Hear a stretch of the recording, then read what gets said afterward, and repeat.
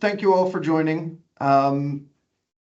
Excited to have you all here. Nice, strong global turnout.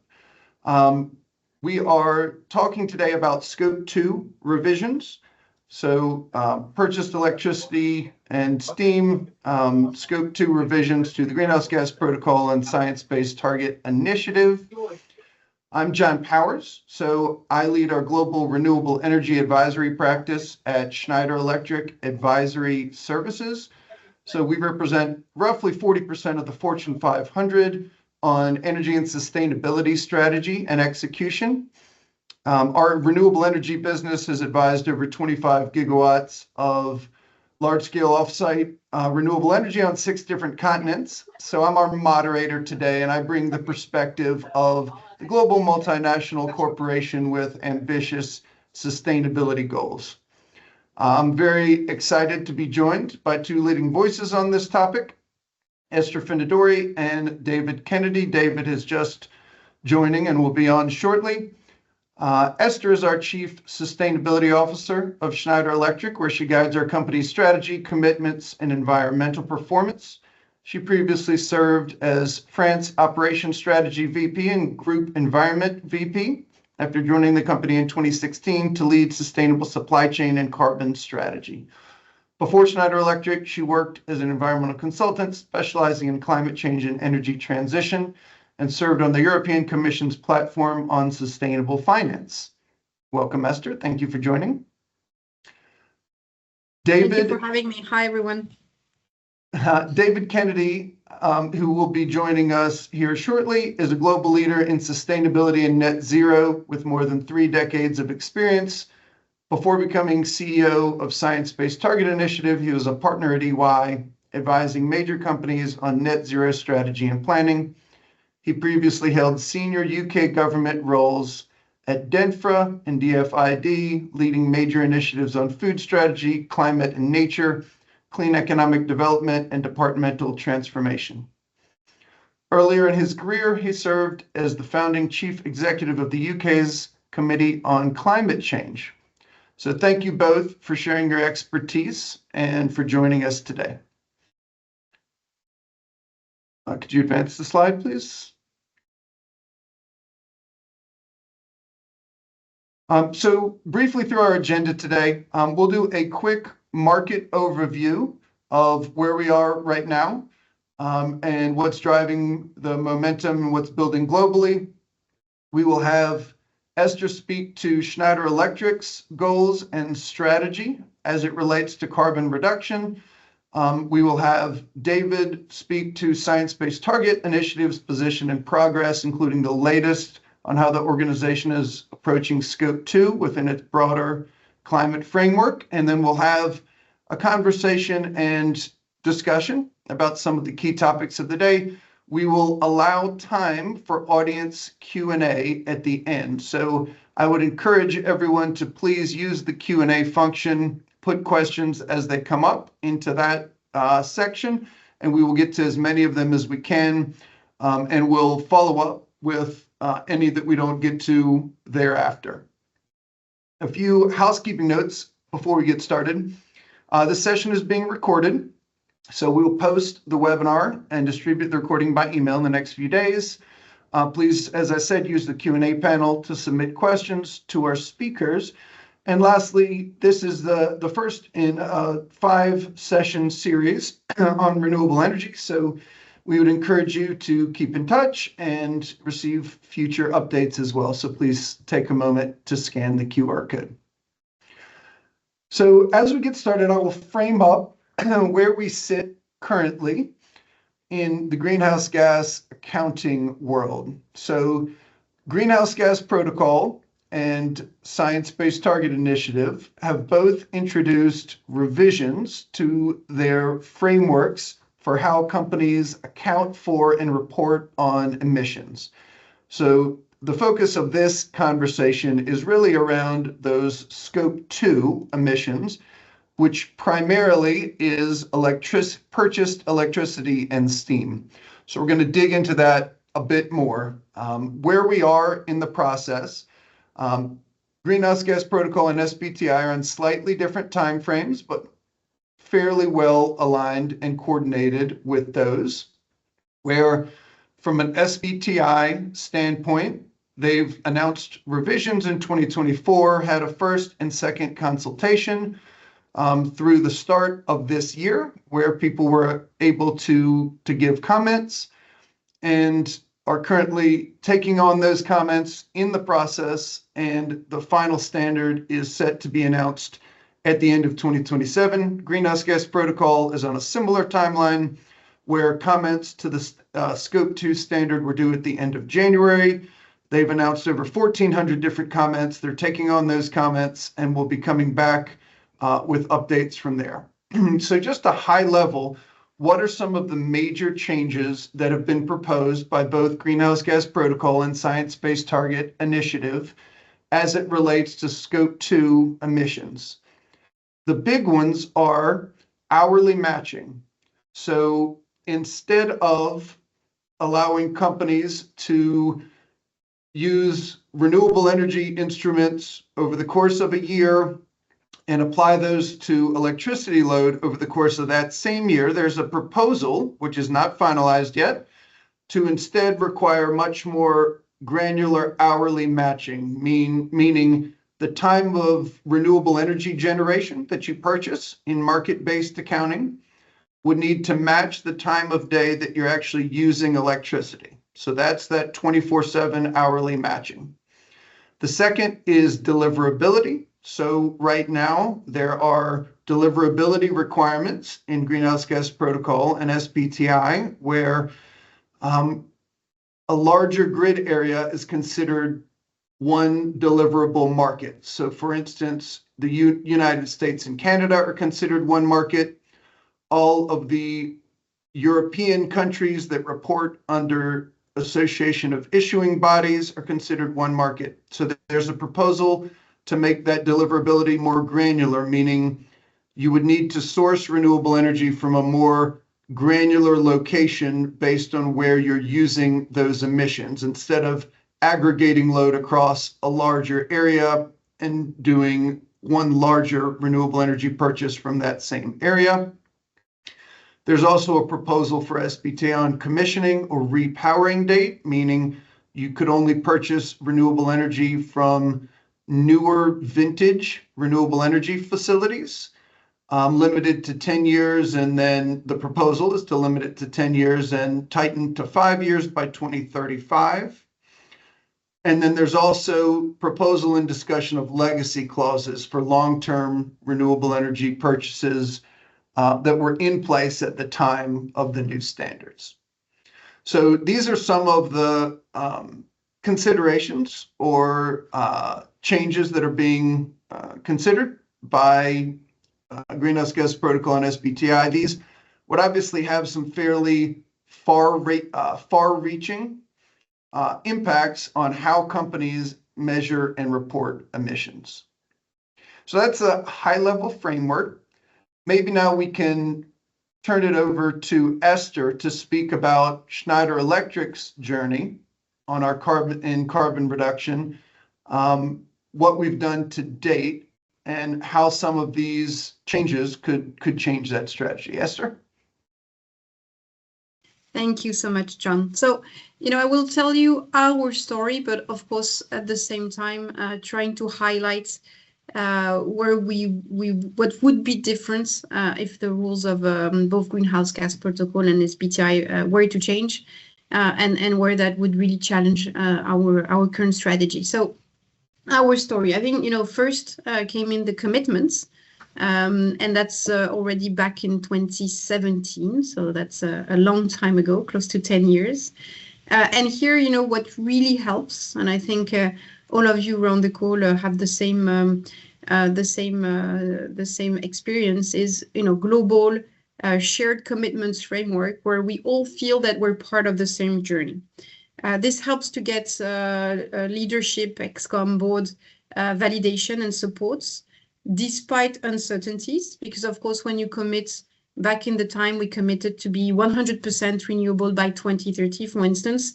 You could not source renewable electricity in all markets, as simple as that. There were countries where we had operations where it was simply not feasible for a company, a private actor, to source renewable. So this common sense of purpose, shared commitment framework with other companies help escalate the decision and bring alignment despite some of the uncertainties. Of course, they still need to be reasonable, but some of the uncertainties when you take a long-term commitment. Then comes in the, let's do it type of moments. And here what I can highlight is the organizational complexity. Behind something simple, so for us, the overarching commitment is become net zero ready in our operations, so mean reduce our scope 1 and 2 emissions by 90% from 2017 to 2030. Behind something as simple as that, in fact, you have, of course, a lot of organizational and operational complexity. And I will highlight 3 interesting things, I would say, that are very strongly tied with the renewable scope 2 sourcing. First thing is, in most of the sustainability programs, you can assign the targets, the accountability of that program to a specific entity, a specific function, or a specific layer in your company. Renewable sourcing requires to activate both very local levers, typically on-site renewable production, or energy efficiency action, and also some regional to global levers that will be managed by regional or global teams, sourcing of renewable certificates, signature of PPA contracts, which are typically at the level of a region and are quite complex, so do involve some global functions. And you have to tie all those action levers together because, of course, you need to activate all of them. So you need a global to local, a manufacturing to tertiary coordination, which is quite unique because it's not just a goal that you can assign to one entity, one function. It does require activating actions that are in the hands of different people across the organization. Second thing, which is something to anticipate and plan ahead in this renewable electricity scope 2 journey, is the very strong importance and involvement of the finance function. When you look at elaborate sourcing contracts, typically PPAs or VPPAs, virtual power purchase agreements, they do have impact both on the P&L but also the balance sheet of the company. So these are complex finance animals, if I can put it this way. And it does require a lot of accounting and finance work and validation that go way beyond just an RI and productivity, deproductivity type of analysis. And so the new tools, the new what I call market instruments here in this slide, but the tools that the market provide us to source renewable electricity, they're in fact rather complex to manage from a finance and accounting perspective as a company. And of course, that's also something to factor in. And the third thing that we found quite interesting with this renewable electricity strategy is the way it really challenged and led us to reconsider and review our procurement and hedging strategy. When you start entering multi-year contracts, of course, this is a different risk strategy that you're taking into your procurement decision, as well as a different hedging posture that you're giving to the group versus some market volatility. So being able to anticipate those conversations to make sure that the procurement policy on single years versus multi-year contracts and hedging policy are well adapted to fit the new ways of buying renewable electricity is, of course, an interesting but rather complicated conversation that you need to anticipate. All in all, so mixing global to local type of instruments, actions, making sure that the topic is properly handled from a finance and accounting perspective, or with the implications on P&L and balance sheet, as well as a reviewed procurement policy and hedging policy. If you build all of that together, you have the secret recipe, I would say, in practice. What does deploying a renewable electricity strategy look like? And then if I take a step back and I think about, at the end of the day, what were really the key success factors for us, and we're not yet fully along the way. You see, we're close to our target of minus 90% on scope 1 and 2 emissions, yet today not fully there. We're at minus 82. There are a set of, let's say, internal success factors and external success factor. Internally, of course, it's all about what I've called on that slide the robust governance. The target setting has to cascade into CapEx and OpEx plan when you talk about typically on-site renewable or to reduce scope 1 and 2 electrification project. This does require CapEx investment. So from the target to the CapEx and SFC, the support function cost and OpEx plan, all the way to the cascading, and in the case of Schneider, embedding those targets into the remuneration of the executive of the group, is really helpful to make sure that you go all the way in delivering the performance. Another factor that is, of course, a key success factor is cultural transformation, making sure that employees embrace this as a collective challenge. And of course, it's extremely exciting to think that you can be working in a company that's making a deep transformation to deliver on its operational CO2 reduction. Now, very interesting when we think about the SBTi framework change that John just highlighted in the slide before. When I look about the external success factor, this is where I think it becomes challenging versus the proposed revision of the Scope 2 guidance by the Greenhouse Gas Protocol. The first thing that is really key to success is the simplicity for scale. In order to commit, of course, not being alone, I told it was my first comment, is super key. Simplicity will really help adoption. Adoption will scale across geographies in all countries with companies of all sizes, and this really facilitates decisions. When you look at Schneider load, of course, overall 1.2 terawatt hour of energy consumption back in 2019, down to less than 1 terawatt hour today, looks like a big load. But the truth is that that load is spread in over 43 countries, and loads range from 135 gigawatt hour. Honestly, that's already not much, to a lot of countries with loads below 1 gigawatt hour. So we need to be able to have concrete levers that can, in practice, be applicable widely across countries everywhere in the world. The second recipe to success is to have frameworks, guidance, that really in practice unlock concrete action by design in the way the target itself by itself, and that would foster the creation of a wide range of possibilities. I've called them markets instruments, possibilities in the market for companies to act. In the case of renewable electricity, the fact that we can use so many levers from on-site renewable, unbundled, bundle certificates, power purchase agreements, virtual power purchase agreements, TCT, tax refund scheme in the tax transfer scheme in the US. All of these, depending on the local context, the size of the operations in that country, give you a wide range of instruments that you can in practice activate locally to the best fits of your operation. And it's, again, quite needed if you want to be able to scale and to implement change at the level of a complex multi-country organization. So all in all, maybe the one thing I can share is this has been an incredible journey. Adopting very ambitious Scope 1 and 2 emission reduction target is, of course, a very ambitious and exciting project for a company.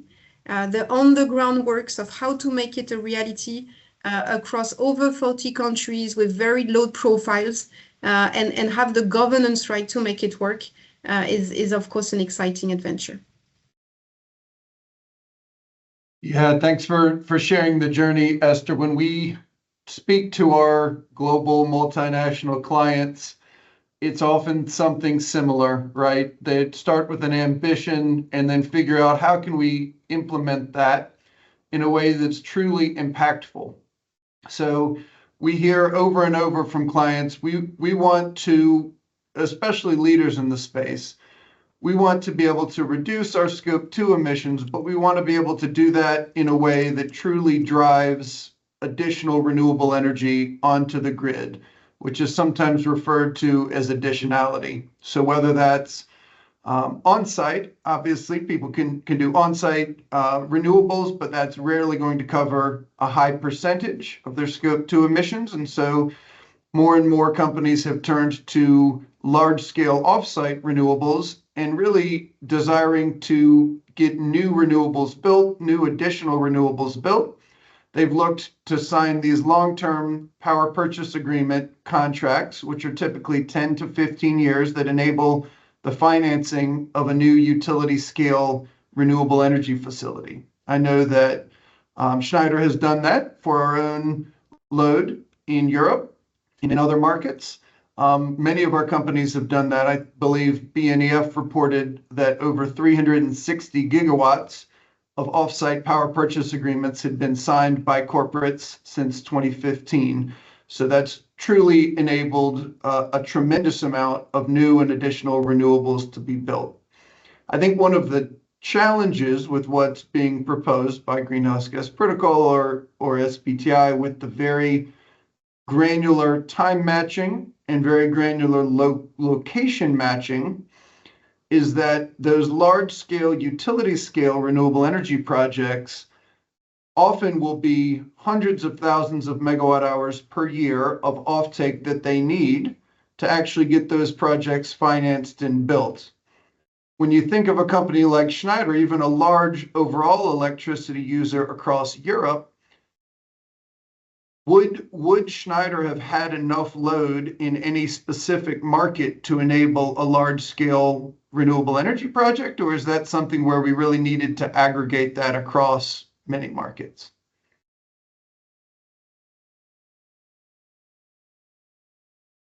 Esther, that's maybe a question for you. Yeah, sorry, I was just unmuting again.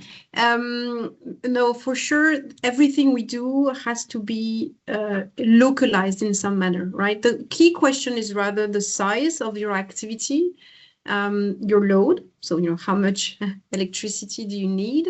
And the meaningfulness, let's say, of that load versus the different instruments, capabilities that you have available on the market. And that's where it becomes challenging. So, for instance, in the case of power purchase agreements, which you very rightly mentioned, is core to getting new renewable capacities on the grid. You need a minimum aggregated load, which is quite significant. So, in fact, as is, even Schneider, and we're a very large global company, our load is too small in each country taken alone to be, interesting for a PPA or VPPA project. That's why aggregating across countries, of course, is very interesting, because it supports, enables you to get and to enter into those projects, which are, of course, very, very meaningful to increase renewable generation in the grid. The second thing I would like to highlight on your comments, John, is the what next, right? You see on our graph, we're not yet exactly there on the minus 90% reduction, closely. Of course, next 5 years is all about electrification. So we've made a very nice journey on renewable electricity, and we're, I would say, halfway. We've electrified half of our consumption of fossil energy, and we need to electrify what's remaining. So electrification is number one. And number two, on the way to us, is what next in terms of renewable electricity sourcing, and what's the meaningful contribution we can do to the grid to make sure the way we source renewable electricity contributes, I would say, both to more renewable in the capacity, but also grid stability. And that's where we believe that there is a lot of new instruments, in fact, to create, specifically on load management, demand side flexibility, that do not exist today, where companies could bring a meaningful contribution. Maybe not the 24/7 matching, because I don't think you optimize the grid at the level of an asset. or not small to medium, even big, like if they're not massive assets, they're subscale to be the level optimization. But how do you make a meaningful contribution to grid stability during peak hours and pay, let's say, your fair share in terms both of price affordability as well as load balancing? Is definitely a conversation that we need to start going to make sure that the way companies source renewable is meaningful, providing meaningful impact on the local country level grids. Yeah, that's an important topic. So David, thank you for joining. Sorry, we had some technical difficulties getting you on, but I wanted to bring your perspective in here as well. Obviously, Science Based Target Initiative has been one of the leading voices and drivers of decarbonization and of voluntary corporate action, and has really been focused on impact and decarbonization. So appreciate all the work that you and your organization have done to galvanize demand for decarbonization. I know that we've been laying out the process where we are looking at Scope 2 specifically. So did you want to speak a bit to where SBTi is in the revisions to the standard and some of the goals and stated outcomes for the organization? Sure. Okay. So thank you, John, and good afternoon, everyone. Can I just check you can hear me okay, can you? Yes, no problem. Good. Okay. So look, Corporate Net Zero Standard version 2 is, I think, a big step forward for the organization across scopes 1, 2, and 3, and for how we understand targets, how we assess progress, and then the ongoing emissions responsibility. But let's focus on scope 2. So where we are in the process, we have had the second consultation. We got very good response to that. So about 1,000 companies gave us feedback. We've had the expert working group on scope 2, as we did on various other aspects of the standard. It is now with our technical council, so that's part of our governance process to ensure that we remain true to our process and true to the science for approval. And we will be publishing in June is the current plan. So I can't tell you exactly where we've ended up because we haven't ended, but I can tell you direction of travel and pull out some of the key points and some of the key things that we have been debating and discussing. So first thing to say is our scope 2 is defined as low carbon rather than zero carbon. And that was deliberate. And the reason was to include, for example, gas carbon capture and storage, which is an important part of power sector decarbonisation. So low carbon rather than zero carbon. And we did get feedback about the emissions for CCS and the assumptions we've made there, which I think was fair feedback. So we'd assumed some very low emissions for CCS and probably need a bit more flexibility in the near term. Second thing, we can be reasonably confident our approach for scope 2 is all about getting to 100% low carbon by 2040 or sooner and not later. So companies could choose to have an accelerated net zero year, but 2040 is the latest within Corporate Net Zero Standard version 2. And the path to that is linear expansion, which basically means wherever you are at the time that you set the target or the latest year's data for that target, you draw a straight line to 100%, and that is where your target will come from. In terms of how would you meet the target, so this is a market-based target. You can do it through own generation, but it's not location-based in the sense you can meet it through grid decarbonisation. It is market-based in the sense you can meet it through various contracts, and the obvious ones are renewable electricity certificates and power purchase agreements for low carbon power. And there was a question about what is the cutoff in terms of the vintage of generation, and a suggestion which we are reflecting on that should be 15 years. And I think we had something a bit shorter was the limit on what would be applicable in terms of the age of generation in the second consultation. Now, two things that I think are of great interest to everybody are the geographic matching and the time matching. Geographic matching. So if you can, you should do geographic matching, which raises a question on what basis do you do geographic matching? And the most well-developed framework, I think, for that is probably the 24/7 initiative, where it is on the basis of deliverability regions and with an allowance for interconnected consumption as well, where you have got transmission rights to an interconnected system as well as contracts with a generator in that system. So that's the geographic matching. Now, there may become a situation where there is a crunch, and so there just aren't enough renewable electricity certificates around relative to demand. And I don't think we're in that situation at the moment in many, if any, markets, but we could be in future. And so there will be a flexibility, I think, to allow for those circumstances. And that's what we call sector approaches in the face of structural barriers. And those sector approaches allow you more flexibility on where you would enter into contracts or buy renewable electricity certificates. In terms of time matching, what I can say is, look, it's uncontroversial. This is a good thing if you can do it. It gives the best price signal for load shifting and bringing forward new investment.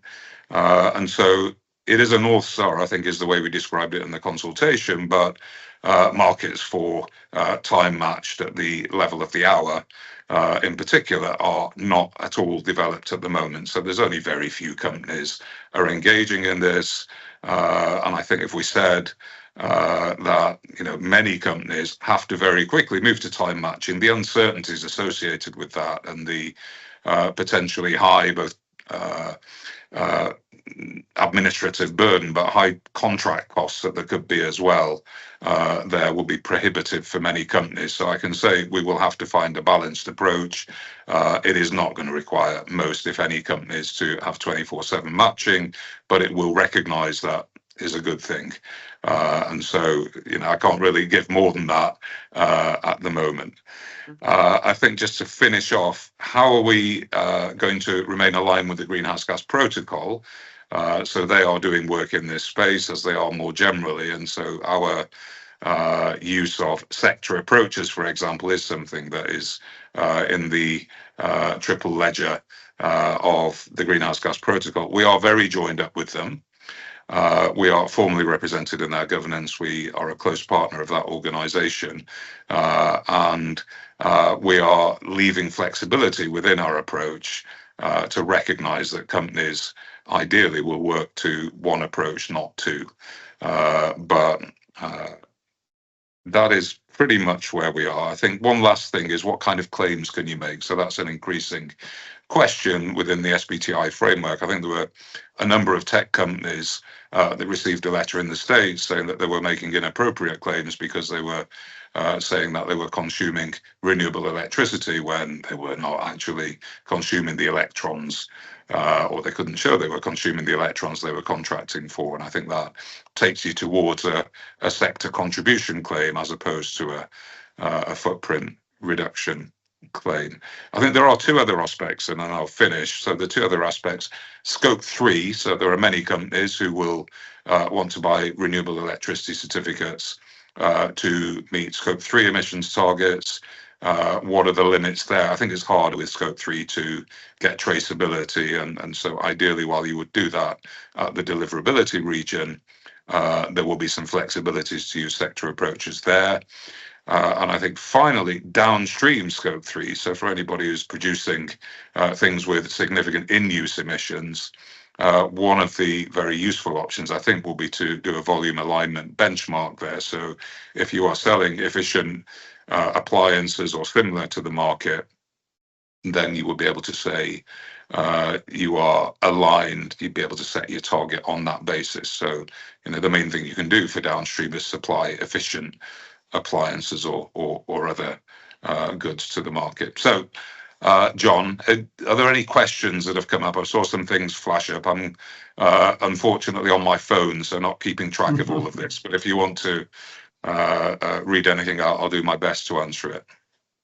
Yeah, there were a few questions that came up about the location matching specifically, and I think it relates to what Esther was mentioning earlier, and I was mentioning about the aggregation of load across markets. I think there's questions about the market definition. So maybe if I can summarize 2 or 3 of the questions as a way to say, like, let's say you have 5 gigawatt hours of load in 20 different European countries currently, right? So this is a common use case that we run across with our clients, where they have dispersed load across different markets. And so that totals 100 gigawatt hours a year. So today, in today's rules, if those are all AIB reporting countries, you could do one large-scale, long-term renewable energy offtake agreement, power purchase agreement, say for a wind farm in Spain or a solar farm in Italy or UK, or well, UK's outside of that. So in Italy, let's say, or Germany, and apply those 100 gigawatt hours a year of new renewable generation that's being added to the grid, apply those certificates against your 20 different countries, 5 gigawatt hours a year each. So that, the benefit of that is it's additional, it's getting a new renewable project built that wouldn't have otherwise. If we're looking at more localized, at least at the country level in Europe, matching of that load, ostensibly that wouldn't give, you could no longer claim that reduction of your scope 2 emissions with that type of aggregated instrument. And it might be impractical to do 5 gigawatt hour a year, 20 different 5 gigawatt hour a year PPAs for various reasons. The developer wants a larger off-taker, transaction costs are much higher, just the overall cost is much higher. So have you guys started to consider any of those types of use cases in the consultation when it comes to the more local matching? We have and are considering those kind of use cases, and at the end of the day, there is a trade-off, isn't there, between geographic matching in a pure sense, which is at the deliverability region. I think what you said is probably not at the deliverability region, except in special circumstances where you've got the interconnection rights.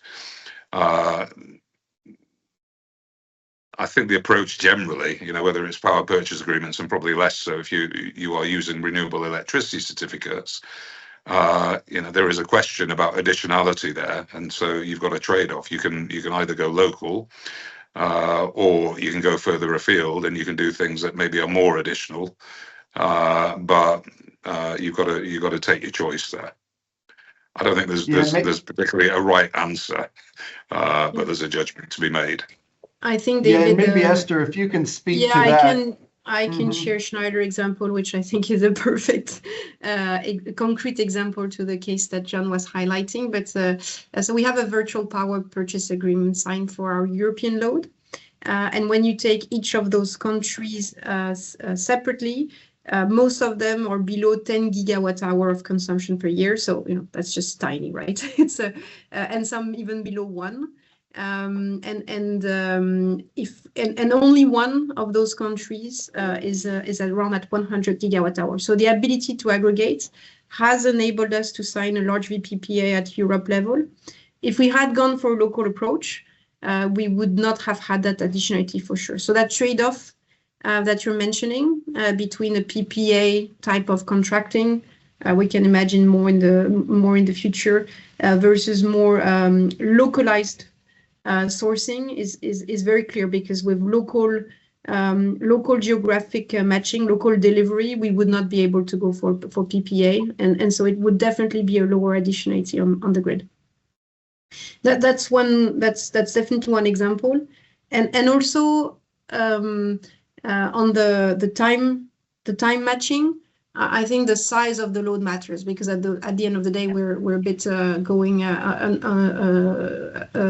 we're a bit discussing on this concept. Time matching for maybe very big loads, there are instruments you can activate, but when you go for smaller loads, it seems difficult today. At least I don't see any meaningful way to source in a meaningful manner time matched contracts, or you go for very large utilities who have enough certificates available, unbundled certificates available to tie a time matching value prop to those, but you have zero additionality to it. So that would be, again, an example of trade-off. Where going for time matching would, in fact, probably reduce the additionality we can have on the grid. Yeah, and just to come back on that, Esther, I think in the consultation, it was only for larger consumers. Now, you can debate, did we have the thresholds right there?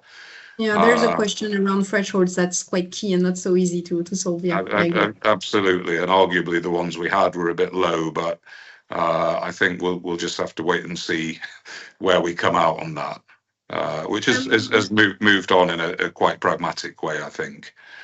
You will see. There are interesting questions for you in the chat, David. A first set of questions around the offsets, credits. What you have in mind there, which we have not discussed yet. So the offset credits are not to meet your targets for scopes 1, 2, and 3. That is something that is complementary to reducing your own carbon footprint, and that is called ongoing emissions responsibility. So if companies see value in going beyond the emissions reductions implied by the targets, they can go into the high integrity, we should stress, carbon credit market.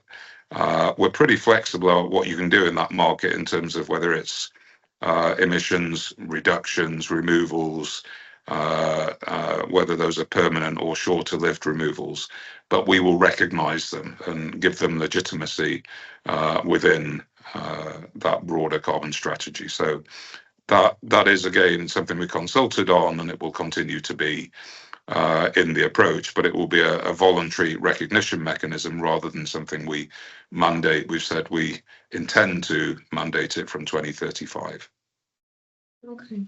And another set of questions interesting on, renewable in scope 3. So the example that was given in the chat is the Mars Renewable Acceleration approach, but there are other companies, of course, embracing similar programs.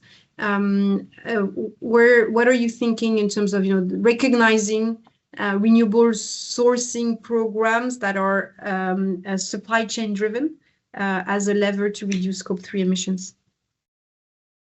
So that's what I was referring to earlier, basically, that it is a good thing, a great lever to meet your scope 3 emissions reduction targets will be investment in renewable electricity certificates, for example. Quite often it will not be practical for one reason or another to do that at the level of the deliverability region. You often won't know where your supply chain is to any granular degree.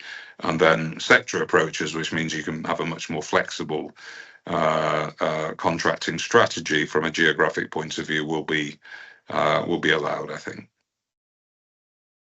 Okay, yeah, I know we have many clients who are very interested in seeing how that unfolds. Hopefully here in June, we'll get some more detail on that, as there's certainly forward-thinking companies looking at saying, how can I be proactive, do something additional that drives impact and new renewables on the grid in order to help my maybe smaller suppliers, less sophisticated suppliers along their journey and reduce the overall embedded emissions of my products. So yeah, definitely something that folks are leading on and leaning into. So I know we're a bit over the time, and we've extended by about 10 minutes here due to the late start. I want to give both panelists here a last word or a last moment to sort of summarize. So maybe Esther, will start with you on any last comments that you'd like to share, and then David, we'll go to you, and then we'll wrap.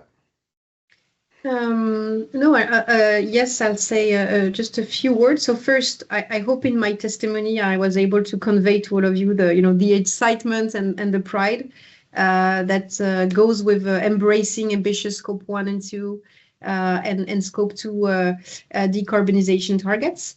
It's a group project. It will trigger change across your organization in finance, in procurement policies, in the way you run your operations, but it's worth it. Second message maybe is for David. I heard that you're working on the claims. I think this will be much appreciated, bringing clarity on how to put the right words on what you're doing and overall increasing the transparency and commitments framework. I said as part of my sharing, shared frameworks for commitments are extremely valuable. They help companies commit, they help us accelerate. And all the work done to bring, a good, clear claims for us to use, I think is immensely valuable. And the last comment I would make is, of course, thanks to all of you for joining today. We couldn't address all questions, but please be in touch, and we're very happy to share further on our own strategy, as well as John sharing what he sees happening with some of our customers. So please be in touch with us. Thank you, Esther. David, last word or comments from you? Yeah, look, I would thank everybody who's taken part in the various consultation exercises, expert working groups. We have listened. It's quite a tricky area. I mean, all of corporate net zero standard version 1 has its own challenges, but scope 2, the big things are the geographic matching and the time matching. And I hope when we publish this in June, we put out something that's finding that right balance of pragmatism, but keeping the bar high as well. So thank you, and watch this space. Yeah, thanks both for joining. I'll share maybe a last viewpoint that I'm hearing day to day, week to week from our clients, which is they all appreciate, and we all appreciate, all the work of the standard setting bodies, SBTi, Greenhouse Gas Protocol, to help drive decarbonization forward. And everyone's North Star that is focused in this space is impact. So specifically, whether things are deliverable is fine if you can get it, but everyone wants impact. We only measure carbon because we're trying to reduce it. We don't measure and report on oxygen emissions or argon emissions or anything else. So I think the North Star is impact, and I know that is your North Star, David, and your North Star, Esther. So we hear that all the time. So the more we can collectively do to ensure that voluntary actions taken drive that decarbonization impact at scale and with speed, the better. And the more we can give companies credit for that, the better. So thank you, everyone, for joining again. Appreciate it. Please feel free to follow up. Sorry we didn't get to all the questions. We'll have a follow-up series of webinars as well. So enjoy the rest of your day.